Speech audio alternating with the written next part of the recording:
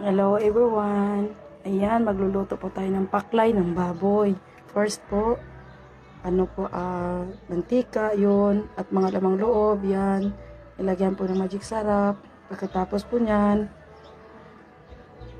lagyan po ng beans, black beans po. Next po, ayan, pag kumukulo na po, ilagay na po yung atay at meron pa pong iba na kasama.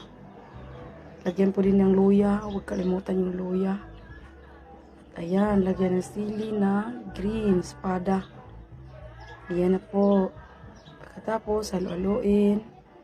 Ayan. Ayan na po, ayan na po. Malapit na po maluto yan. Ayan po. Ayan, luto na po. Ganyan po yung paklay ng baboy. Stress na yung mag-attend sa graduation.